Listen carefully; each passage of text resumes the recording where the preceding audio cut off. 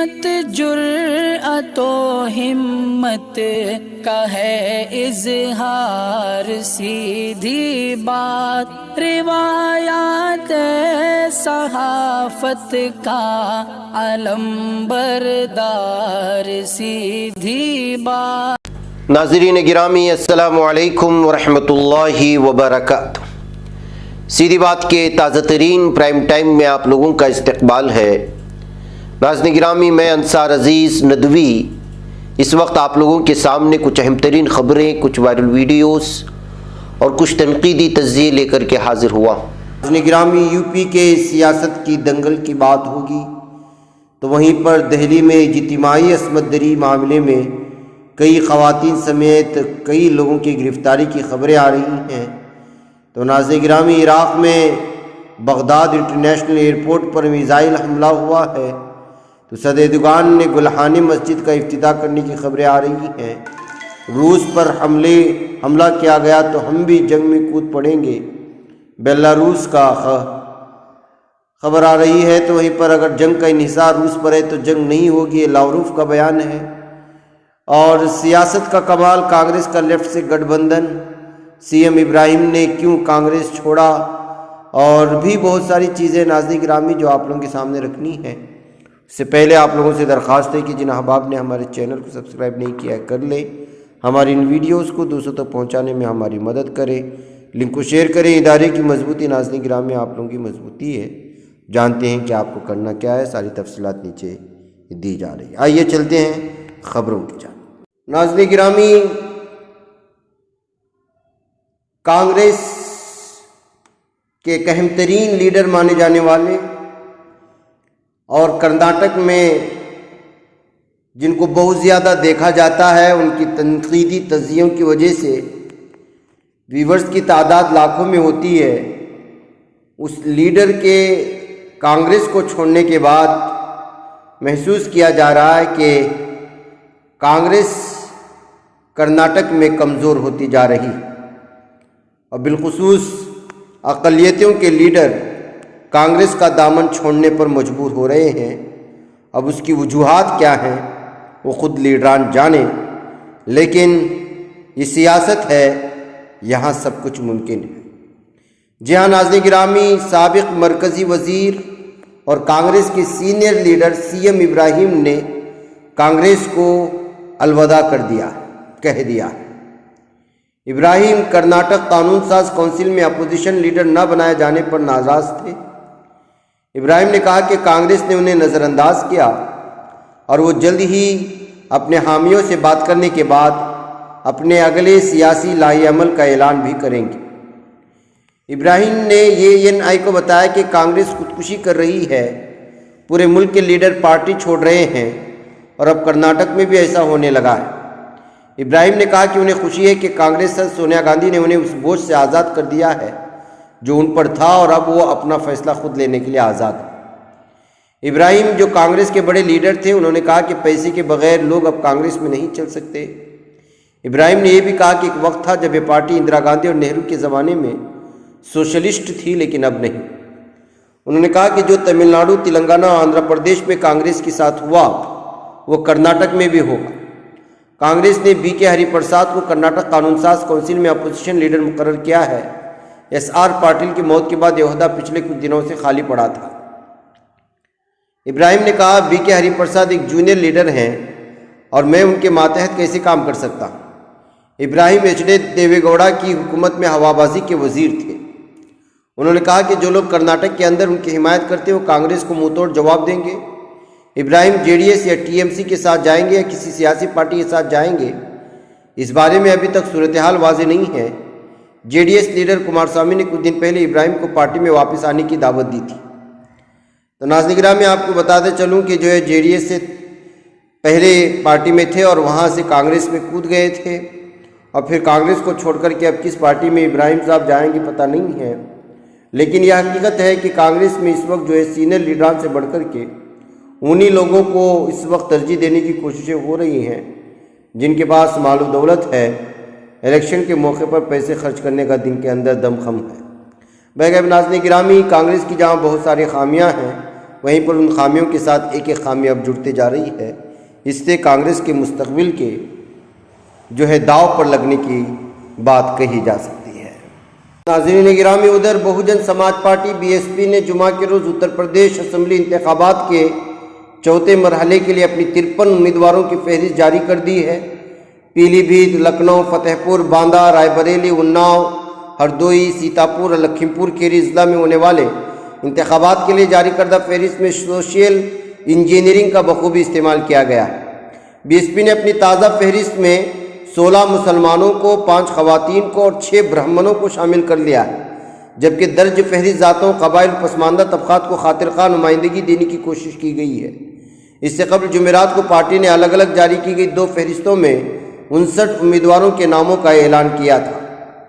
تو ناظرین گرامی، لگتا ہے کہ پوری طرح سے SP بھی اسی طرح کی سیاست کرنے کی کوشش کر رہی ہے جو سماجوادی پارٹی اور کانگریس کرنے کی کوشش دراصل مایاوتی نے ایک بار پھر BJP اور سماجوادی پارٹی پر ایک ہی طرح کی سیاست کرنے کا الزام عائد کیا ہے۔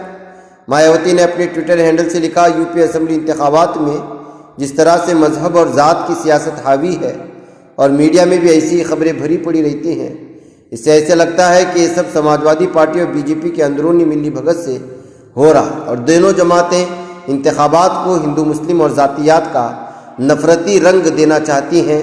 عوام ہوشیار رہیں، یہ بات بار بار سامنے آتی رہتی ہے۔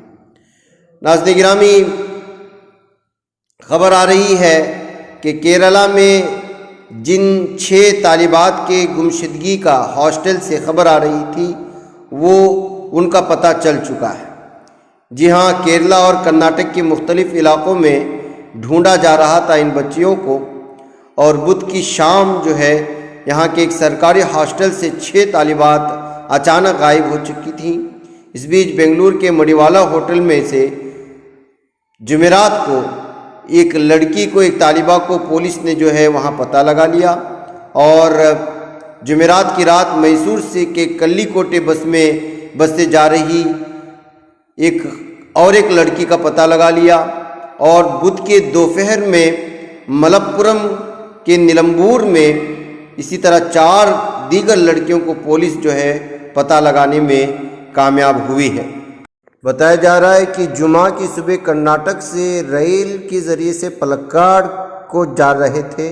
اسی درمیان میں 4 طالبات کو راستے میں روک کر کے نیلمبور کے قریب مقامی لوگوں نے پولیس کے حوالے کیا ہے۔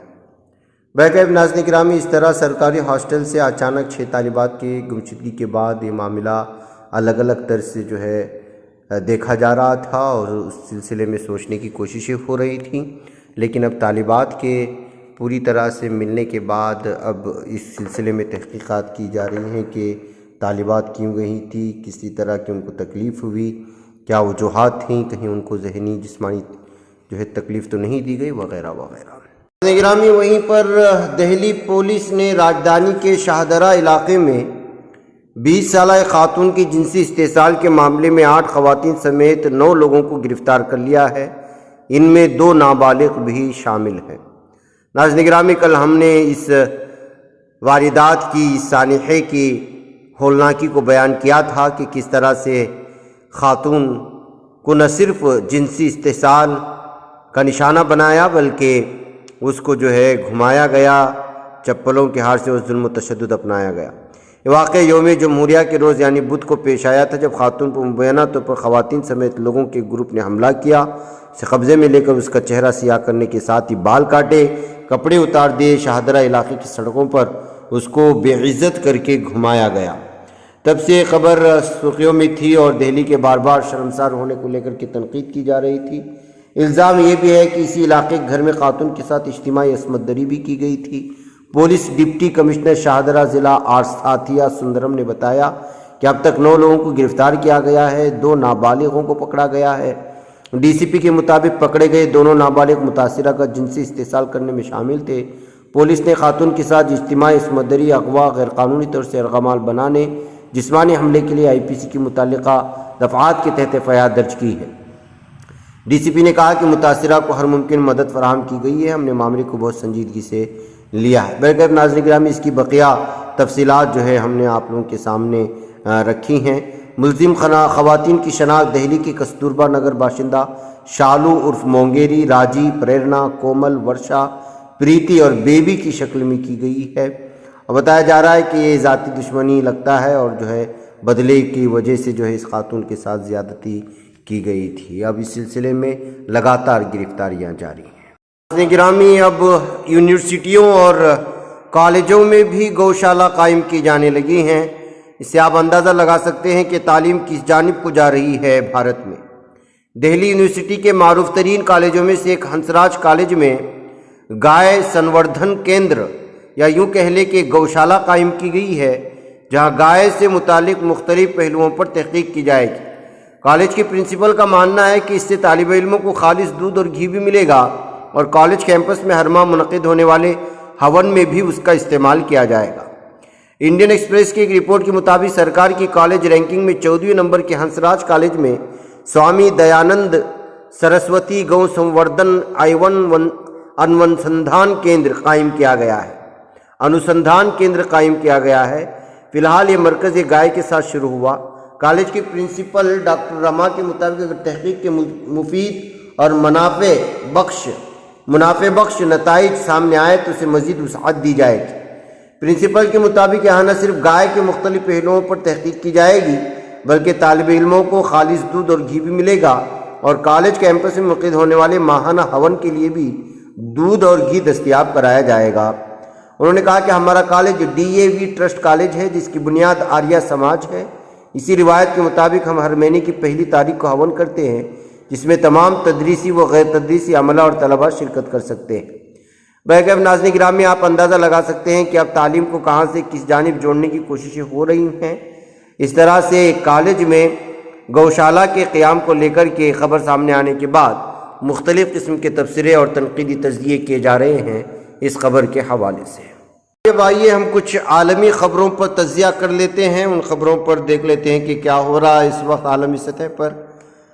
تیونس، یہاں پر کھلے سمندر میں ایک کشتی کے ڈوبنے کے نتیجے میں 6 غیر قانونی تارکین وطن اپنی جان سے ہاتھ دھو بیٹھے۔ تیونس کی سرکاری ایجنسی کی خبر کے مطابق وزارت دفاع کی جانب سے جاری کردہ بیان میں یہ تفصیلات فراہم کی گئی ہیں کہ زیرسیز شہر سے دوری پر سمندر میں کشتی کے غرقاب کی اطلاع کے بعد تلاش اور بچاؤ کی کارروائیاں شروع کی گئی۔ بتایا گیا کہ امدادی ٹیموں کی سرتوڑ کوششوں کے نتیجے میں 34 افراد کو زندہ بچا لیا گیا جبکہ 6 غیر قانونی تارکین وطن کی سمندر سے لاشیں برآمد کی گئی۔ بیان میں واضح کیا گیا ہے کہ غیر قانونی تارکین وطن افریقی شہری تھے۔ خیال رہے کہ شمالی افریقہ کے ممالک تیونس اور لیبیا کو غیر قانونی طریقے سے یورپ پہنچنے کے لیے استعمال کیا جاتا ہے اور لگاتار خانہ جنگی کی وجہ سے جس طرح سے افریقی اور مشرق وسطیٰ کے ممالک سے لوگ آ رہے ہیں اور غیر قانونی تارکین وطن کا جو بحران اس وقت چل نکلا ہے یہ بہت ہی افسوسناک ہے۔ ہر دن بلکہ نہ جانے پانیوں میں کتنی لاشیں تیرتی ہوئی نظر آتی ہیں اور نئی زندگی کی تلاش میں، بہتر زندگی کی تلاش میں خانہ جنگی کے شکار اس ممالک کے لوگ جو ہے وہ ایک نئی امید کے ساتھ تو آتے ہیں لیکن پانی کی اور سمندروں کی لہروں کے حوالے ہو جاتے ہیں۔ گرامی، ادھر عراق سے خبر آ رہی ہے کہ عراق میں بغداد کے بین الاقوامی ہوائی اڈے کے سویلین حصے پر 6 میزائل داغے گئے ہیں۔ عرب میڈیا ناس نیوز کے مطابق بغداد ایئرپورٹ کی جانب 6 میزائل فائر کیے گئے جنہیں تباہ کر دیا گیا، تاہم میزائل حملے سے پارک شدہ ایک طیارے کو معمولی نقصان پہنچا ہے۔ عراقی حکام کے مطابق بغداد ایئرپورٹ کو ڈرون کے ذریعے بھی نشانہ بنانے کی کوشش کی گئی جسے ہدف تک پہنچنے سے پہلے تباہ کر دیا گیا۔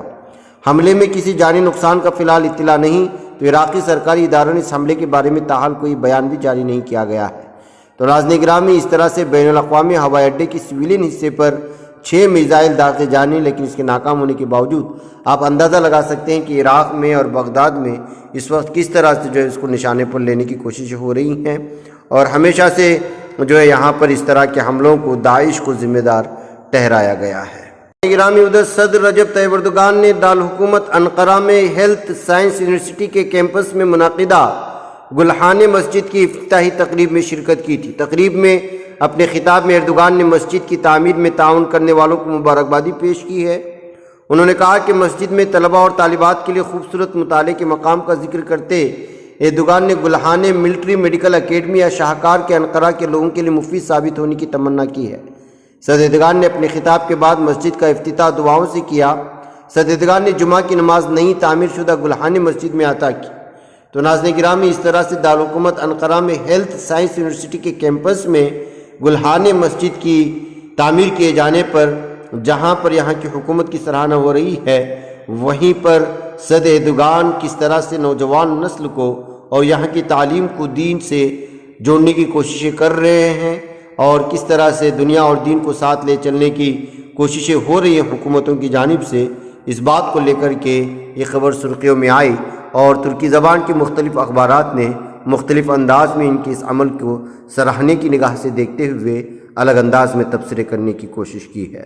ناظرین گرامی، ادھر رشیا اور امریکہ کے درمیان میں بڑھتی دوریوں کے درمیان بیلاروس کے صدر الیگزینڈر کا ایک معنی خیز بیان سامنے آنے کے بعد اب یہ معاملہ طول پکڑتا نظر آ رہا ہے اور ایک جنگ کی نئی صورتحال پیدا ہوتی نظر آ رہی ہے۔ جی ہاں ناظرین گرامی، بیلاروس کے صدر الیگزینڈر لوکاشنکو کا ماننا ہے کہ اگر روس پر براہ راست حملہ کیا گیا تو ان کا ملک بھی روس کی طرف سے جنگ میں شامل ہو جائے گا۔ بیلاروسی پارلیمنٹ میں اپنی تقریر میں لوکاشنکو نے خطے میں روس، امریکہ اور نیٹو کے درمیان بڑھتی ہوئی فوجی کشیدگی کے بارے میں جائزے پیش کیے۔ لوکاشنکو کا ماننا ہے کہ بیلاروس کے جنوب میں یوکرائنی سرحد پر کشیدگی بڑھ گئی ہے۔ یوکرین پس پردہ سودے بازی کا موضوع ہے۔ یوکرین کے باشندوں کو تنازعات کے شعلوں میں دھکیل دیا جاتا ہے، وہ جان بوجھ کر جارحیت کے لیے تیار ہوتے ہیں۔ یہ بشمول بیلاروسیوں کے بھائی عوام کے خلاف معاندانہ رویہ اپناتے ہیں، اس بات کی طرف اشارہ کرتے ہوئے کہ خطے میں فوجی تصادم کا امکان صرف دو صورتوں میں ہوگا۔ لوکاشنکو نے کہا، اگر بیلاروس پر براہ راست حملہ کیا جاتا ہے اور ہمارے خلاف جنگ چھیڑی جاتی ہے۔ دوسری صورتحال یہ ہے کہ اگر ہمارے اتحادی روس پر براہ راست حملہ کیا جاتا ہے تو بیلاروس بھی اس میں شامل ہو جائے گا۔ اس عمل کی بنیاد ہمارے باہمی اتحادی معاہدے میں ہے۔ الیگزینڈر لوکاشنکو نے یہ بھی کہا کہ ان کے ملک پر حملے کی صورت میں لاکھوں روسی فوجی بیلاروس جائیں گے۔ تو ناظرین گرامی، اس طرح سے بیلاروس کے صدر کی جانب سے اس بیان کے آنے کے بعد معاملے کی سنجیدگی کا آپ اندازہ لگا سکتے ہیں کہ اس وقت کس قدر جو ہے پوری طرح سے سنجیدگی بڑھتی جا رہی۔ اسی درمیان میں روس کے وزیر خارجہ سرگئی لاوروف نے کہا کہ ہم یوکرائن کے ساتھ جنگ نہیں چاہتے، اگر اس معاملے کا انحصار روس پر ہے تو جنگ نہیں ہوگی۔ روس ریڈیو کے لیے جاری کردہ انٹرویو میں لاوروف نے روس اور امریکہ کے درمیان تناؤ کے بارے میں بیانات جاری کیے ہیں۔ انہوں نے امریکہ اور نیٹو سے سیکورٹی تجاویز کی تحریری جواب موصول ہونے کا ذکر کیا اور کہا کہ ان جوابات میں ثانوی حیثیت کے حامل موضوعات کے بارے میں معقولیت پائی جاتی ہے۔ لاوروف نے صدر ولادیمیر پوتن کی طرف سے یورپ اور دنیا کے دیگر علاقوں میں درمیانے اور مختصر مسافت کے میزائلوں کی تنصیب کے بارے میں ادائیگیوں میں التوا کی تجویز پیش کرنے کی یاد دہانی کروائی اور کہا کہ اسے جوابات میں شامل کیا گیا ہے۔ علاوہ ازیں مشقوں میں ہر دو فریقین کے سرحدوں سے دور رہ کر مشقیں کرنے، علاوہ ازیں جنگی طیاروں اور بحری جہازوں کی درمیانی مسافت، جھڑپ اور تناؤ میں کمی اور اعتماد میں فروغ سے متعلقہ اقدامات بھی ہماری تجاویز میں موجود تھے۔ یہ سب تجاویز حالیہ 2 سے 3 سالوں میں مسترد کر دی گئیں اور اب ان سب کے بارے میں مشاورت کی تجویز پیش کی جا رہی ہے۔ بہرکیف ناظرین گرامی، روس کو لے کر کے یوکرائن کے درمیان میں جو جنگ کی باتیں ہو رہی ہیں، جو احتمالات سامنے لائے جا رہے ہیں، اور جس انداز میں یوکرائن کو امریکہ کی جانب سے سپورٹ ملنے کی، نیٹو کو لے کر کے جو باتیں سب سامنے آ رہی ہیں، سے اندازہ ہو سکتا ہے کہ جو ہے یہ معاملہ بہت دور جا چکا ہے۔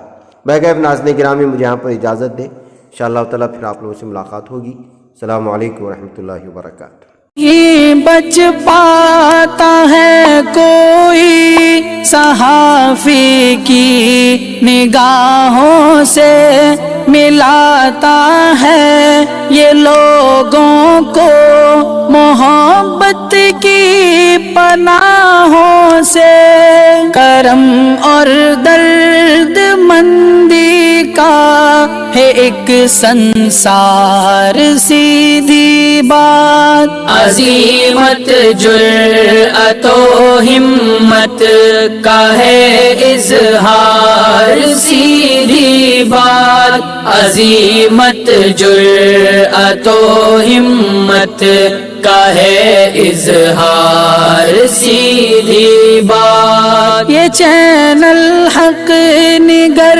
بن کر کچل دیتا ہے فتنوں کو